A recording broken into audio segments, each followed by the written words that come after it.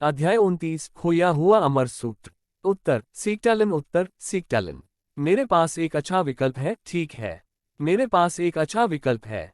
जब आप अपने करियर की शुरुआत करते हैं तो आप अपने करियर की शुरुआत कर सकते हैं। दाकिम एक और अधिक पढ़ें। एक वर्ष से अधिक समय पहले 27 वर्ष की आयु में एक और अधिक पढ़ें। एक और विकल्प चुनें। एक और अधिक पढ़ें। नीचे एक और अधिक पढ़ें। एक और अधिक पढ़ें। मेरे पास एक अच्छा विकल्प है। क्या आप अपने परिवार के बारे में सोच रहे हैं?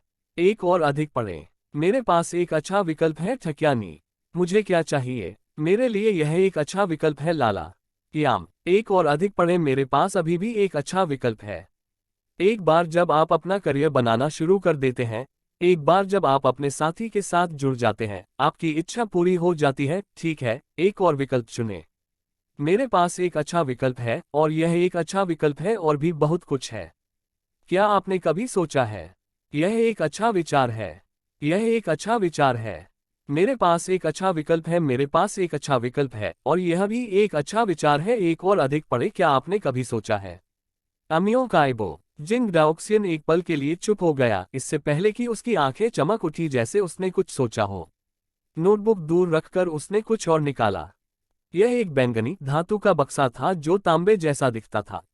हालांकि इसकी गहरी ब्रश धातु बनावट के साथ इसमें तांबे की चमक नहीं थी। छोटा और उत्तम दिखने वाला धातु का बक्सा चौकोर था, लगभग एक सिगरेट केस के आकार का। उस पर अजीब और गंदे पैटर्न खुदे हुए थे और बीच में 3 शब्द लंबवत लिखे हुए थे। अमर सूत्र खो गया। झो वेन ने 3 शब्दों को पहचान लिया लेकिन उनका मतलब समझ नहीं आया। बुजुर्ग ने ढक्कन उठाने से पहले छोटे बक्से को झो वेन के सामने रखा। इस समय झो वेन को एहसास हुआ कि यह एक बॉक्स नहीं था बल्कि बैंगनी धातु की चादरों के टुकड़े थे जो एक दूसरे से जुड़े हुए थे। वे बैंगनी धातु के नाम कार्ड की तरह थे। वहां कुल 13 बेहद पतली बैंगनी चादरें थीं। प्रत्येक पर मक्खी के सिर के आकार के शब्द उकेरे गए थे। छोटे पाठ के कारण झो वेन उन पर शब्दों को पढ़ने में सक्षम नहीं था। जिंग डाओक्सियन ने उन पर लिखे शब्दों को नहीं देखा। इसे खोलने के बाद उसने बस झो वेन के सामने चादरों को लहराया और उन्हें वापस एक साथ जमा कर उन्हें वापस बैंगनी धातु के ब्लॉक में बदल दिया जो एक सिगरेट केस जैसा दिखता था। अंत में उसने इसे झो वेन के हाथों में सौंप दिया। इस पर एक मौलिक ऊर्जा कला लिखी हुई है। ये काफी दिलचस्प है, इसलिए इसे विकसित करने के लिए अपना समय लें। जिंग डाओक्सियन ने अपने सफेद दांत दिखाते हुए एक अजीब सी मुस्कान दी। इसने झो वेन को परेशान कर दिया। जिंग डाओक्सियन ने खांसी के बीच अपनी पीठ झुकाकर चलने से पहले झो वेन के हाथों में खोया हुआ अमर सूत्र थमा दिया। जल्द ही वह अंधेरी सड़क से गायब हो गया। तभी झो वेन को महसूस हुआ कि उसके शरीर के चारों ओर अदृश्य शक्ति खत्म हो गई है। अपने शरीर पर नियंत्रण पाने के बाद उसने उस दिशा पर नजर डाली जिसमें जिंग डाओक्सियन गायब हो गया था। उसे देख पाने में असमर्थ होने पर उसने जल्दी से अपने हाथ में धातु के स्लैब को देखा। इतिहास की किताबें जिंग डाओक्सियन को एक सनकी और अनुचित स्वभाव वाला बताती हैं। वह अपनी इच्छानुसार कार्य करता है। ये वास्तव में एक उपयुक्त वर्णन है। किंवदंती है कि जिंग डाओक्सियन मनमौजी था, वह लोगों को मारता था और अपने भोजन करने से अलग नहीं था। उनमें नैतिकता की कोई समझ नहीं थी। झो वेन को विश्वास नहीं था कि जिंग डाओक्सियन एक भाग्यशाली मुठभेड़ के कारण उसे उच्च श्रेणी की प्राइमर्डियल एनर्जी आर्ट देने के लिए पर्याप्त अच्छा था। झो वेन ने धातु के स्लैब का अवलोकन किया लेकिन इसके बारे में कुछ खास पता लगाने में असफल रहे। बिना खोले ये किसी मेटल सिगरेट केस जैसा लग रहा था। कुछ देर सोचने के बाद झो वेन ने लॉस्ट इमोर्टल सूत्र की सामग्री की जांच नहीं की। उनके पास रहस्यमयी फोन और सन स्ट्रैप आर्ट था जिसने उन्हें एक विशेषज्ञ बनने के लिए प्रेरित किया। उन्हें जिंग डाओक्सियन द्वारा दी गई आदिम ऊर्जा कला को विकसित करने का जोखिम लेने की कोई आवश्यकता नहीं थी। धातु के स्लैब को पकड़ते समय एक पल के लिए झिझकते हुए झो वेन ने ध्यान से उसे अपनी जेब में रख लिया। सबसे पहले उसे डर था कि जिंग डाओक्सियन पास में देख रहा था। अगर उसने इसे फेंक दिया तो उसे डर था कि जिंग डाओक्सियन क्रोधित हो जाएगा और उसे मार डालेगा। दूसरे, झो वेन को नहीं पता था कि लॉस्ट इमोर्टल सूत्र में कोई हानिकारक जाल थे या नहीं। उसे यकीन नहीं था कि अगर उसने इसे यूं ही फेंक दिया तो दूसरों को नुकसान होगा या नहीं। उस दिशा में देखते हुए जहां जिंग डाओक्सियन गायब हो गया था, झो वेन घूम गया और सुपरमार्केट की ओर चला गया। जैसे ही वह मुड़ा, जिंग डाओक्सियन, जो दूसरी सड़क पर खड़ा था, ने अपने होंठ सिकोड़ लिए। उसने अजीब भाव से व्यंग्य किया, मैं मूल रूप से आपको अपनी कल्पना को पकड़ने का अवसर देना चाहता था। कौन जानता था कि तुम इतने परोपकारी हो। मुझे ठुकरा कर इस दुनिया में कोई भी चैन से नहीं रह सकता। चाहे आप खोए हुए अमर सूत्र की खेती करें या न करें, आप मर जाएंगे। यदि दोष देने लायक कुछ भी है तो बेहतर न जानने के लिए इसे स्वयं पर दोष दें। अचानक जिन डाओक्सिन थोड़ा घबरा गया। क्या उन्होंने इतनी जल्दी पकड़ ली? ऐसा कहने के साथ जिन डाओक्सिन शहर के दूसरे छोर की ओर चला गया और तेजी से शहर के परिदृश्य से गायब हो गया। इससे पहले कि जोऊ विन कुछ दूर चले, उसने देखा कि लोग आगे की सड़क से उसकी ओर दौड़ रहे हैं। उन्होंने काली वर्दी पहन रखी थी जो पुलिस की वर्दी जैसी थी, लेकिन कुछ अंतर थे। ध्यान से देखने के बावजूद वह वर्दी को पहचानने में असफल रहा। समूह में पुरुष और महिलाएं थे, वे सभी 20 या 30 वर्ष के लग रहे थे। उनका नेतृत्व करने वाला व्यक्ति लगभग 30 वर्ष का एक व्यक्ति था। उसके होठों के ऊपर पतली मूंछों के अलावा वह क्लीन शेव था। वह पतला था, उसकी नाक झुकी हुई थी और उसकी आंखें ब्लेड की तरह तेज थीं। अरे, जब आप वहां से आए थे तो क्या आपने 70 या 80 के दशक के किसी बुजुर्ग को देखा था?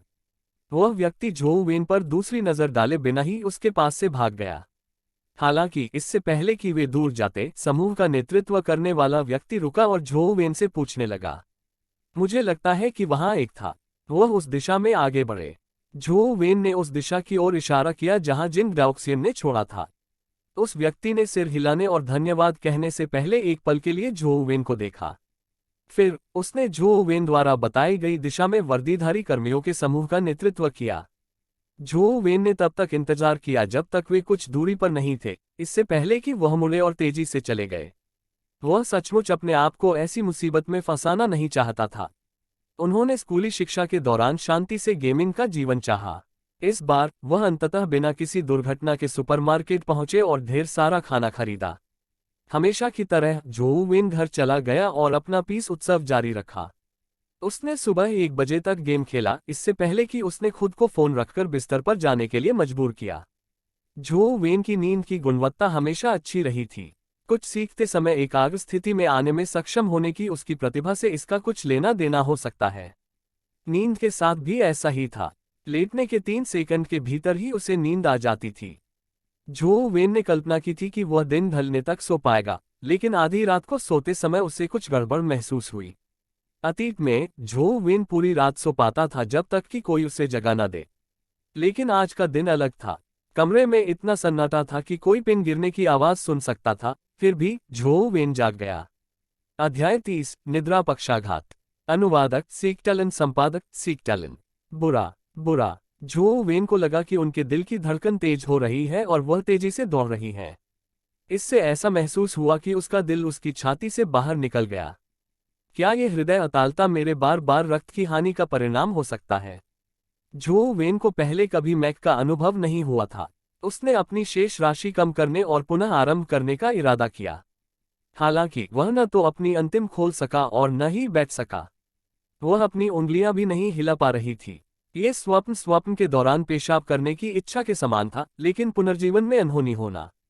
क्या हो रहा है? जोऊ वेन को अपने अंदर एक अशुभ भावना जगती हुई महसूस हुई। उसे यकीन था कि वह कोई सपना नहीं देख रहा था, क्योंकि उसका दिमाग बिल्कुल साफ था। जिसने उसे और भी बुरा महसूस किया, उसे ऐसा लग रहा था कि मानो कोई बात उस पर दबाव डाल रही हो। उनका वजन बढ़ रहा था, जिससे उनका दम घुटता जा रहा था। वह मुश्किल से सांस ले पा रही थी। फिर भी जो वेन अभी भी अपनी लिस्टिंग नहीं खोल सका। न ही वह हिल सकता था। ऐसा लग रहा था मनो वह सपने से जाग ही नहीं पा रहा हो। जब मैं छोटा था तब दादाजी क्या बात कर रहे थे, इसके बारे में यह क्या कहा जा सकता है? उसने सोचा। वेन के पिता काम में बहुत व्यस्त थे और उनके पास मां की कमी थी, इसलिए छोटी उम्र से ही उनका पालन पोषण उनके दादा ने किया। हर शाम उसके दादाजी उसे सोने के लिए कहानियां सुनाते थे। जहां तक उनके दादाजी की कहानियों का सवाल है, वे ज्यादातर भूत की कहानियां थीं। शायद उनमें से एक थी रहस्यमय फोन की कहानी। हालांकि जो वे तब भी युवा थे, इसलिए उन्हें वे सबसे ज्यादा याद नहीं थे। आज तक केवल कुछ विशेष रूप से साइंटिस्ट लोगों ने ही उस पर गहरी छाप छोड़ी थी। उनमें से एक भूत प्रेषण के बारे में था। जोऊ वेन ने महसूस किया कि उनकी वर्तमान स्थिति उस भूत प्रेषण के समान थी जिसके बारे में उनके दादाजी ने बात की थी। उसका दिमाग बहुत तेज था, लेकिन वह उठ नहीं सका या हिल नहीं सका।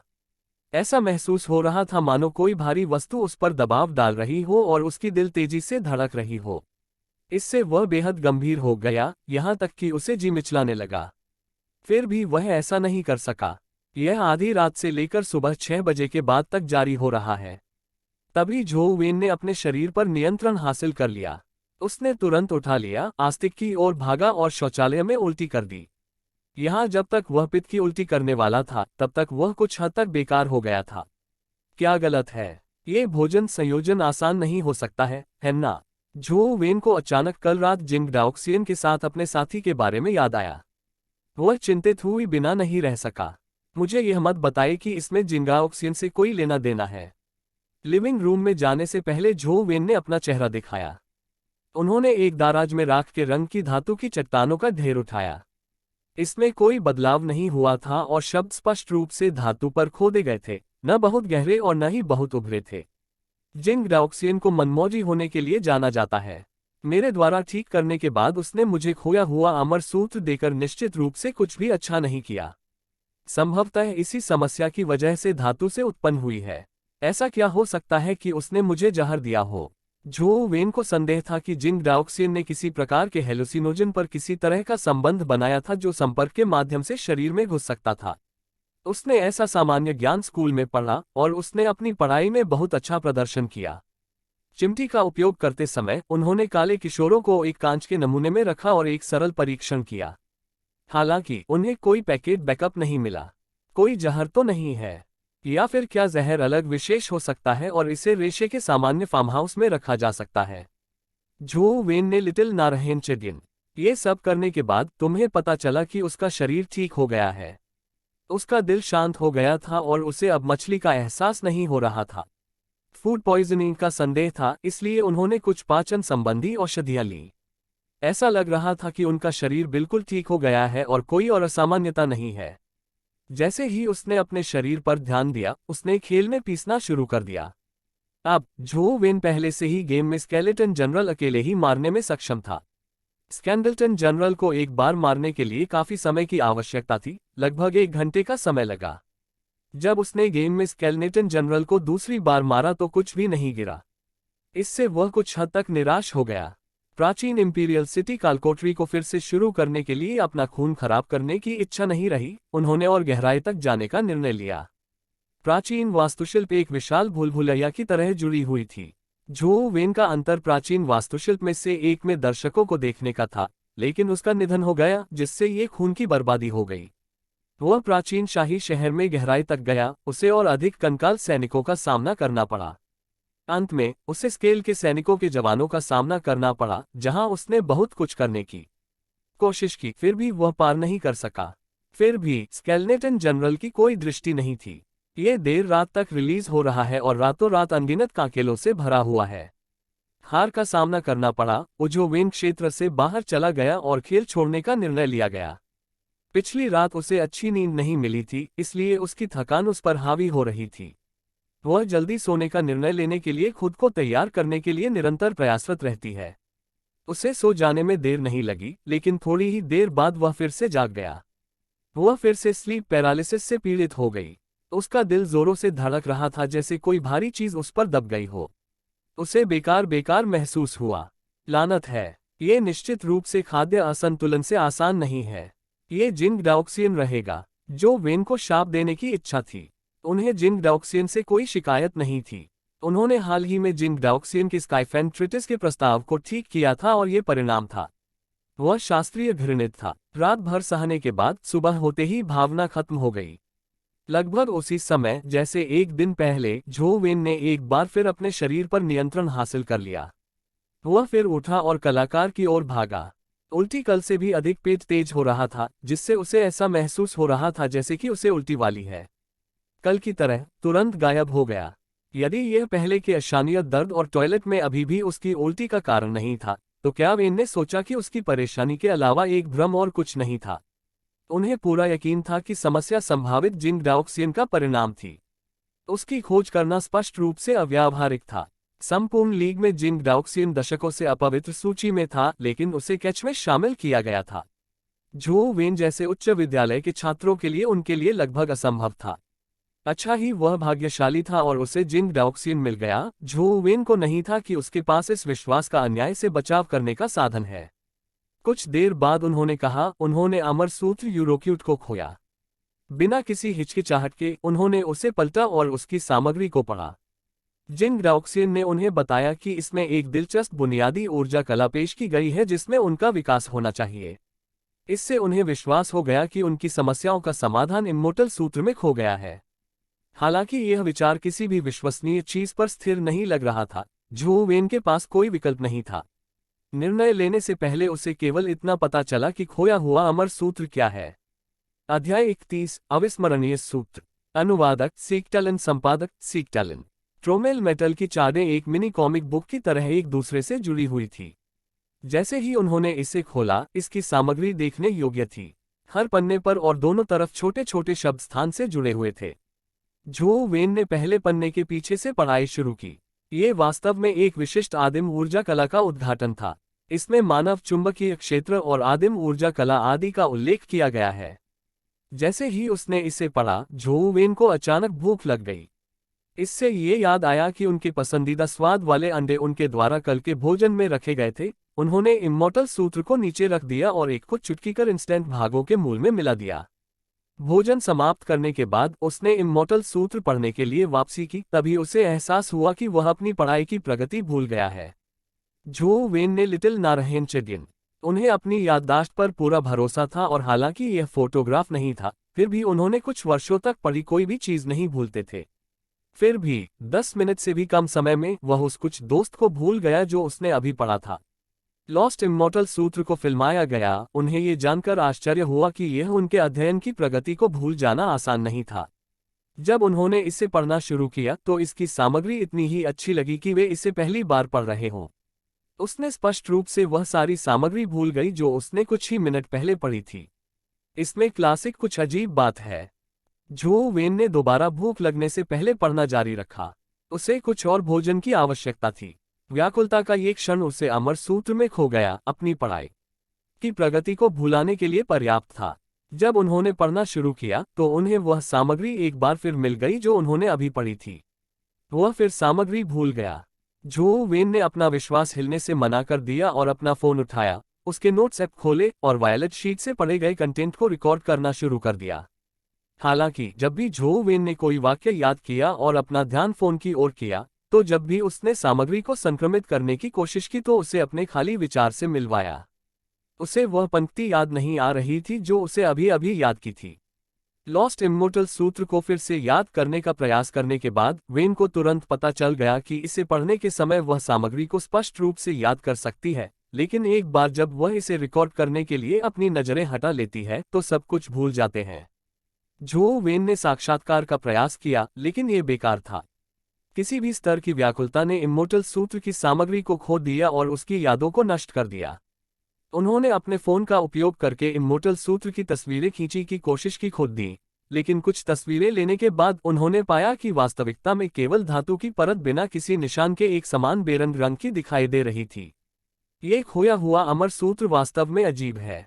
न केवल मैं इससे पढ़ने के लिए अपना ध्यान हटा सकता हूँ, बल्कि ध्यान केंद्रित करने से मैं अंदर के पाठ से प्रभावित हो जाऊंगा, अपनी विभिन्न भावनाओं से अलग हो जाऊंगा। यह अद्भुत विचित्र है। झो वेन ने धातु के मंत्रों पर उकेरे गए खोए हुए अमर सूत्र को देखकर सोचा। उसे पता ही नहीं चला कि यह खोया हुआ अमर सूत्र न केवल सरल था बल्कि विचित्र भी था। शुरुआत में तो उसे बस ध्यान भटकाने का अनुभव हुआ, लेकिन अंत में यह और भी अधिक घातक हो गया। लॉस्ट इम्मॉर्टल सूत्र को पढ़ने के कारण इतिहास में कई महाकाव्य मंच के विशेषज्ञों की मृत्यु हो गई थी। अगर वे जीवित रहने के लिए भाग्यशाली भी हैं तो भी वे पागल हो जाएंगे और एक लक्ष्य से अलग नहीं होंगे। यहाँ तक कि जिंग डाओक्सियन भी खोए हुए अमर सूत्र को प्राप्त करने के बाद उसे विश्वविद्यालय पूरा नहीं कर पाया। उन्होंने इसे बीच में ही पढ़ने के बाद जारी रखने की बातें न करते हुए इसे बंद कर दिया। यदि ऐसा नहीं होता है क्योंकि लॉस्ट इम्मॉर्टल सूत्र का उसके मालिक के साथ जादुई संबंध था, जिससे उसे जबरन त्यागना असंभव हो जाता है, तो जिंग डाओक्सियन ने इसे अपने पास नहीं रखा।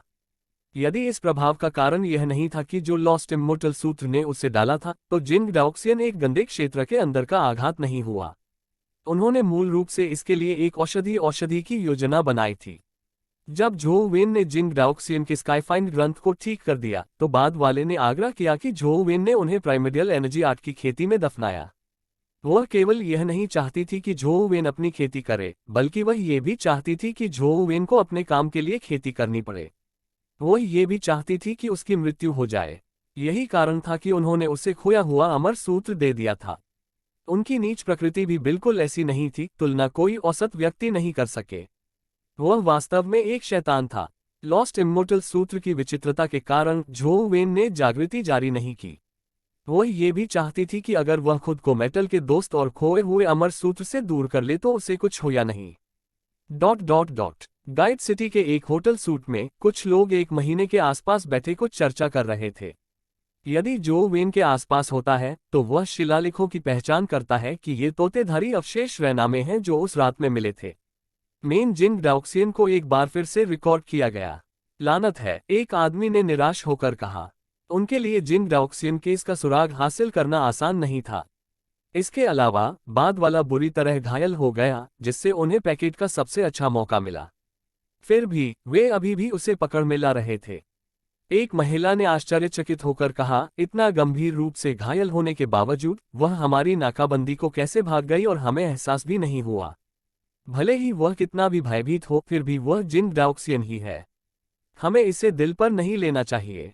अगर हमने शुरू में ही पूरे गाइड शहर को बंद कर दिया है तो हमें उसे जोड़ने का मौका मिल सकता था।